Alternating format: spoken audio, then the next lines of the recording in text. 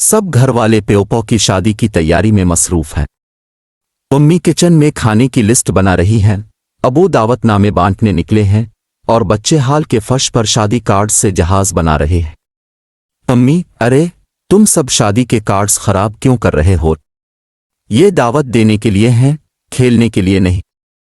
बड़ा भाई, अम्मी, जहाज बनाकर हम रिश्तेदारों को अलिफाड़ती हुए दावत देंगे। अम्मी, काश ये दिमाग पढ़ाई में लगाओ तो पूरे खानदान के पायलट बन जाओ। मेहंदी की तकरीब में ख्वातीन गाने गा रही हैं, बच्चे शरारतें कर रहे हैं। दुल्हन के हाथों पर मेहंदी लग रही है।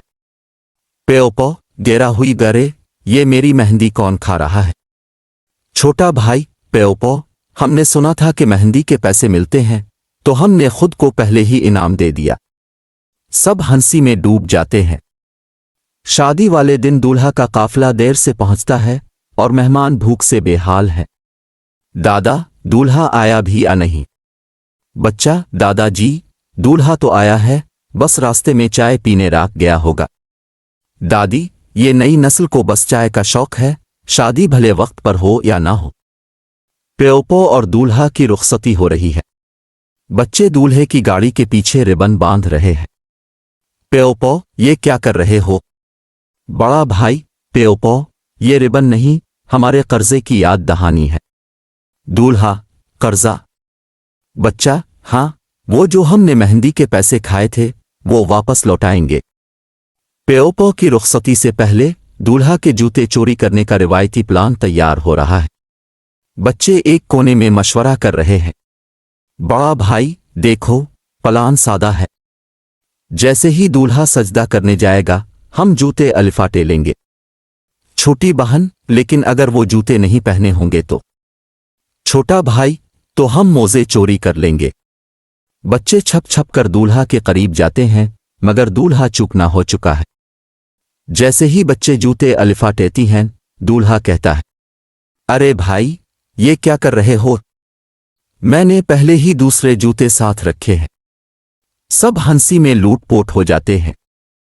शादी खत्म हो चुकी है और प्योपो और दूल्हा हनीमून के लिए तैयारी कर रहे हैं। घर के बच्चे उनके प्लान में दखल दे रहे हैं। बड़ा भाई, प्योपो, अब कहाँ जा रही हैं? हमें भी साथ लेकर चलीं।